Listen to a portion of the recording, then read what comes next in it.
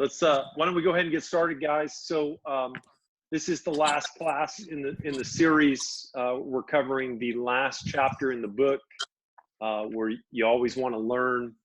Cap, do you want to read the quote at the top? Oh yeah, sure. You win when you lose if you learn. So what does that mean, Cap? So even if you lose, if you learn from what mistakes you made and how to make it do better next time, you really win. So is there an example from your life where you've done that? Yeah. When our team or when I struck out, when I struck out one time, I thought I did really bad that bat, but when I looked back on the at bat and the next step, when I was on deck on the next at bat, and I thought back to what the pitcher was doing and what I didn't do great at, and on 0-2, I was expecting a fastball. He threw a curveball, and the next pitch he threw another off speed. So I thought be ready for the off speed, and next at bat threw a curveball, and I hit a single. And I was yeah. So. No, that's cool. And I think that learning is so important. I was just talking to Dev the other day, and he started off his season this year really well. Well, he was actually sitting on breaking balls because he knew that's what he was going to see. And I think adding those experiences to your life are really important. And when you think about, a goal, which is 6 to 12 months out, a mission, which is 3 to 5 years out, or a dream, which is 10 to 15 years out, think about 10 to 15 years of taking every experience you have and learning something from that. What do you think would happen if you did that? You're going to be ready for a lot of different situations. Totally. And you're going to have some wisdom, right? And the whole idea here, the other thing is, if you walk into a situation and you're either going to win or you're going to learn, what does that do to the pressure? It kind of takes the pressure off of you, because either way you're getting something out of it. Right. It helps you reframe what you're going through to a longer term situation than the life and death that the current pitch is or the current game is. And so it allows you to play a lot looser. And so I think going through that process and really looking at that is important. The guy that said, you win when you lose if you learn, was a martial arts teacher of mine. And it meant a lot to me and really changed the way that I looked at big situations for me, whether it was a sales situation or a negotiation. For you guys, it could be a test, or it could be a game that you're looking at. Jordan, do you want to read the quote on page 44? Yeah. Let me get there. Okay. The principle is competing against yourself. It's about about being better than you were the day before. Steve Young. So what does that mean? You always want to improve. Even if say you don't do good on something, you always want to get better. And you have to compete against yourself. If you're not competing against anything, you have to kind of just get better and try.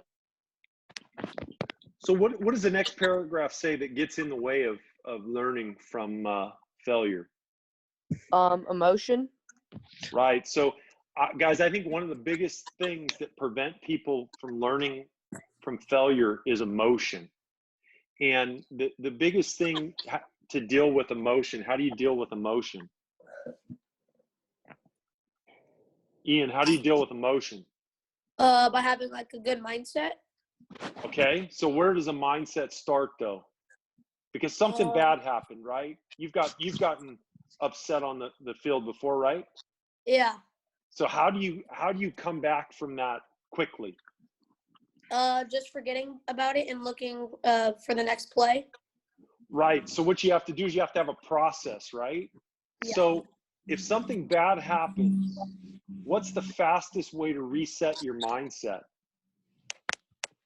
Just flush it. Okay. How do you flush it though? Because you have to deal with it, right? You're pissed. So how do you deal with it? What's the fastest way? We By used to have a talking to saying yourself, called 55. What was 55? 5 in, 5 out. Right. So I'm going to take a deep breath. I'm going to inhale for 5 seconds, and then I'm going to exhale for 5 seconds. And that breathing is going to reset your mind. So then the next thing, right, in that process, what you can do is analyze the situation, right? What's the new situation I have to focus on? And then there's one other thing we do. Uh, If you made an error on the field, Well, I got go ahead. like tell your pitcher to hit you, like throw you another ground ball or throw you another fly Right. ball. Yep. Give me the ball in the next pitch. And what that does, it allows you to move on and move to the next process. And so, the key to dealing with emotion in the pressure situation is to have a process to deal with that. And then you've got to practice that, right? You've got to practice that in games and the like. Ian, is there a time where you failed, whether it be on the field, in the classroom, or somewhere else in life, that you've had a good learning experience? yeah, when like when I was trying to make a play in the field and I missed a diving ball, and then I just like learned when to dive, like earlier or later, Yep. No, or like take like the right path to the ball. that's fantastic. And you've got to go through that process. Hey, Cade, do you have your book? Yeah. Can you read the Babe Ruth quote?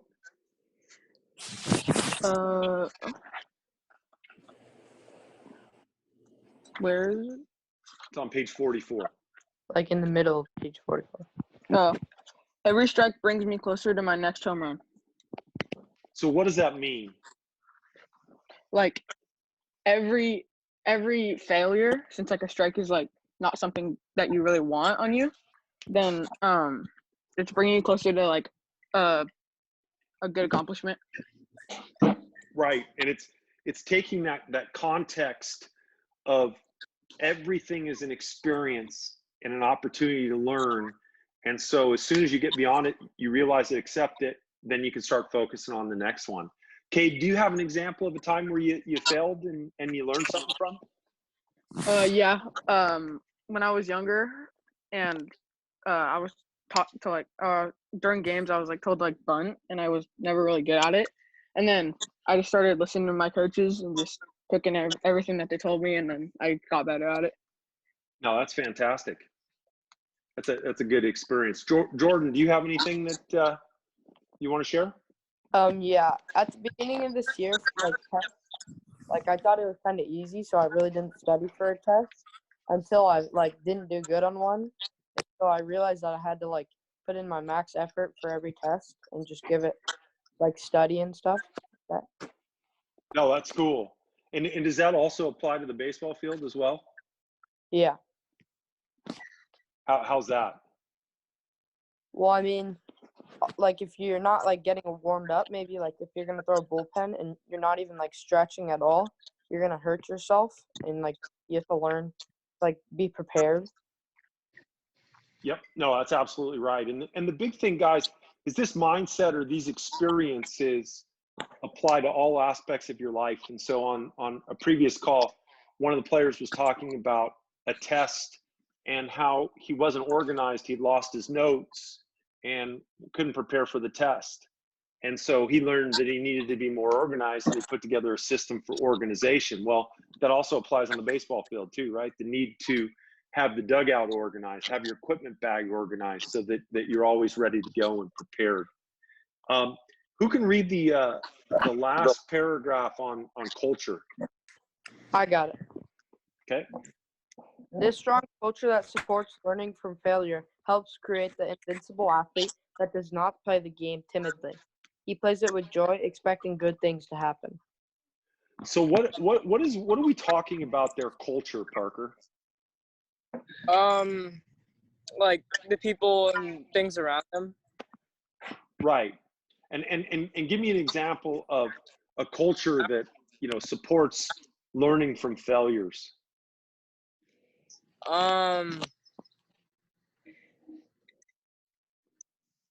So what would be a culture that doesn't support learning from failures?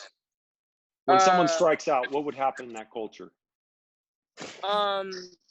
like you would just like get pissed off and go up and strike out again and not learn from your mistakes. Right? You'd throw your stuff. You might blame it on the umpire. And so what's the antithesis of that? What's a culture of continuously learning?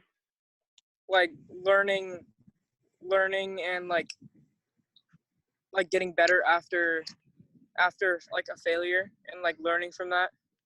And sharing information and encouraging people in a positive way. And it's the same thing in the classroom, right? When you have a teacher that a lot of people think is mean or hard, and it's real easy to say, Ian, hey, that teacher sucks, right? She's too mean to me. She doesn't like me. She's picking on me. And that would be a culture of failure, right? What would be a culture of learning from failure? How to deal with that teacher. Right? And so how would you deal with that teacher? By being nice and just, yeah. Jordan, how do we deal with teachers like that at our house? Like participate in all their stuff. Yeah. And what are we telling your brother and sister that they need to do with their teachers? Talk to them. Yeah. Meet with them outside, right? And go through that process. And so that culture is really important and applies to all aspects of your life. And so, Parker, did you have an example from a time you failed that you learned something? Yeah, for sure.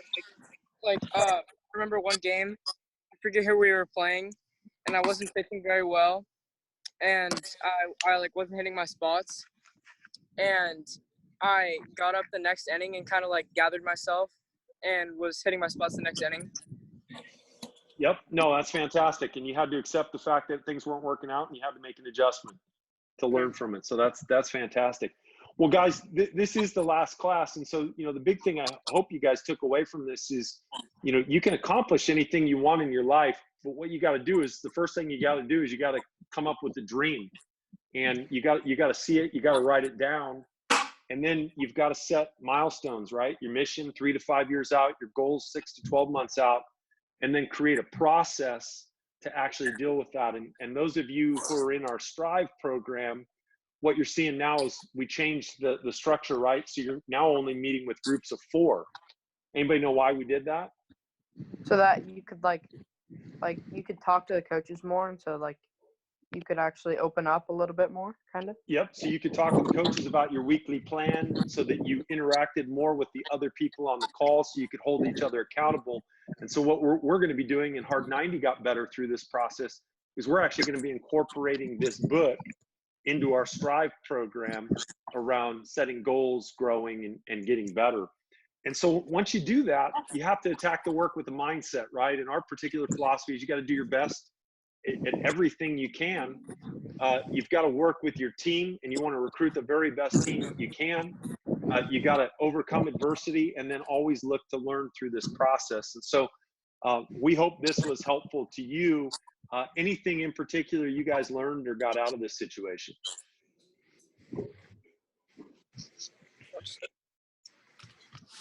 I mean, it's always best to have a plan. Like, that's what we focused on for a little bit, like for the goals and dream. Okay, so having a plan is important. Cap, did you learn anything from this?